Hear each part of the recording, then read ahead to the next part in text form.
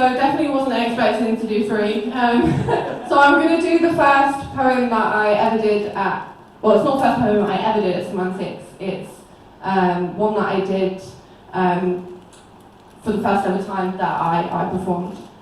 So this one is called The Battle of 2013. A weapon of self-destruction, just not diagnosed. Chaos in her notebook and stains on her clothes.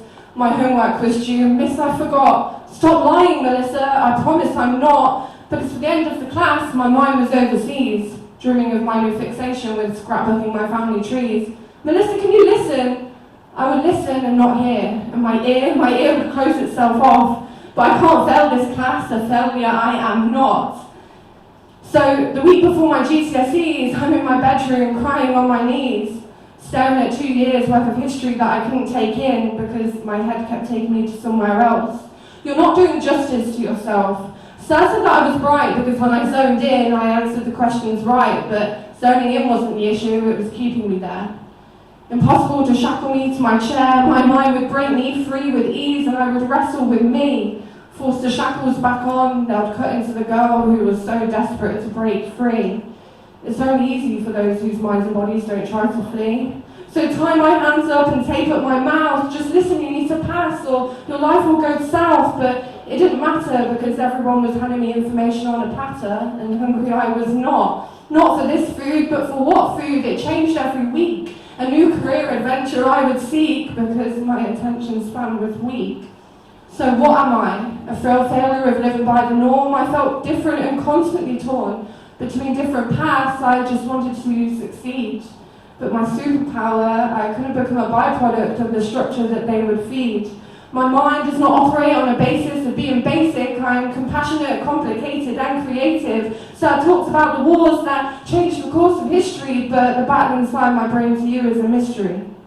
And in the staff room, I was labelled as easily distracted, making a concept of me as a student seem unattractive. Lesson plans created for the neurotypical, but calling out their flaws as teachers was a bit hypocritical. An education system built to make me not feel capable. The feeling of failure was inescapable. They do not feel my restless body sitting in silence in a 2-hour maths exam, or my pounding heart when I'm asked to read because of how anxious I am. My fingers need to tap and my legs need to walk. My brain needs pictures, so less of your talk. And you know the saying, in one ear and out the other, but my ear would close itself off. But I can't fail this class because a failure I am not, so I force-fed my mind with all the dates and key events that I could find. My ambition and lack of attention fought until the death, and I was knocked down, but I refused to take my last breath. I'll watch Henry VIII and I'll draw cartoons of the Cold War ire. It's like someone dropped a match into the ring of fire and everything connected.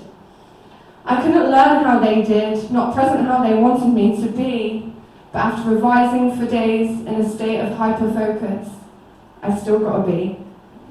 They say, how did she do it? To them, still a mystery. But I proved them wrong, and the rest is history.